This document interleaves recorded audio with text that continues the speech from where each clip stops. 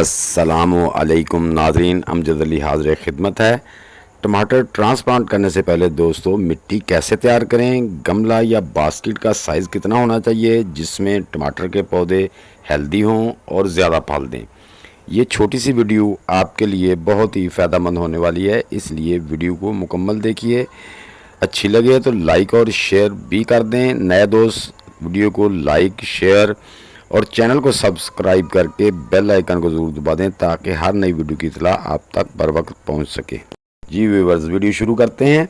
तो दोस्तों सबसे पहले आपने 50% जो है ना गार्डन सॉइल ले लेनी है और उसमें ये गोबर की गली हुई खाद 25% ये ले लेनी है और इसमें ये जो हमारी किचन वेस्ट डिकम्पोज्ड है 25% ये ले लेनी है।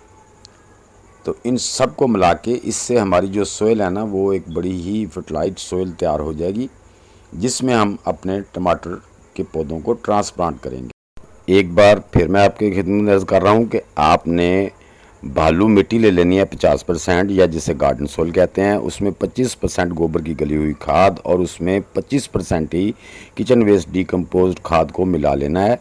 तो उससे एक बहुत अच्छी फर्टिलाइज्ड सोइल तैयार हो जाएगी।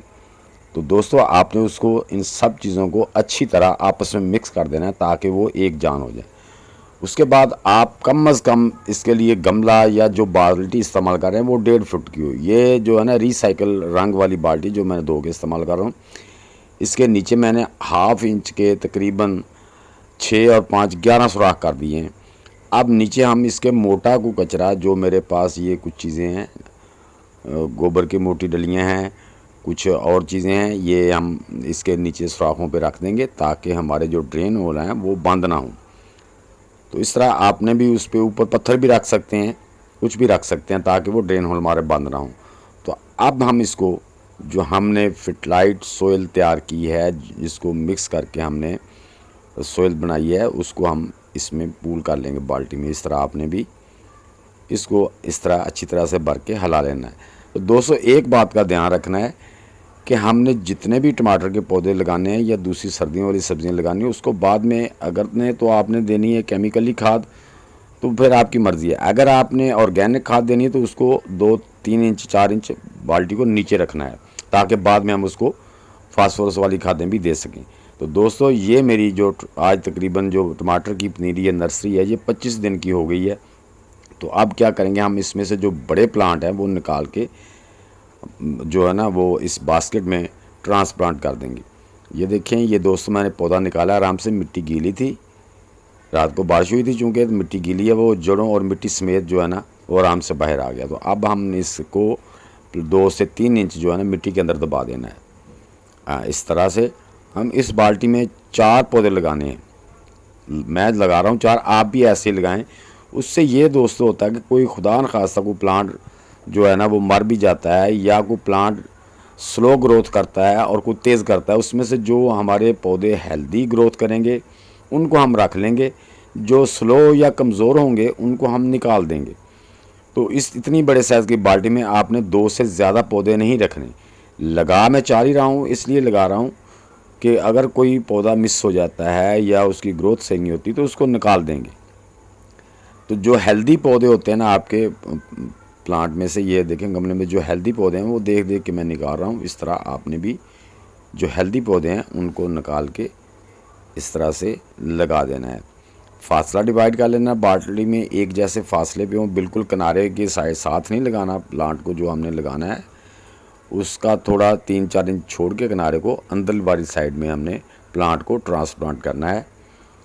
तो ये देखें दोस्तों हमारे चारों पौधे जो है ना वो हमने ट्रांसप्लांट कर दिए। सब की जड़ों के साथ मिट्टी आ रही है क्योंकि जब भी आपने ट्रांसप्लांट करनी होती पनीरी उसको ज़रा थोड़ा सा घंटा पहले पानी दे लें, ताकि पानी से उसको शावरिंग कर दें ताकि जब आप पौधा निकालें तो उसकी जड़ों के साथ मिट्टी भी आए और उसकी पूरी के पूरे जो रूट्स हैं ना वो भी निकलें ताकि ज़्यादा रूट्स हों।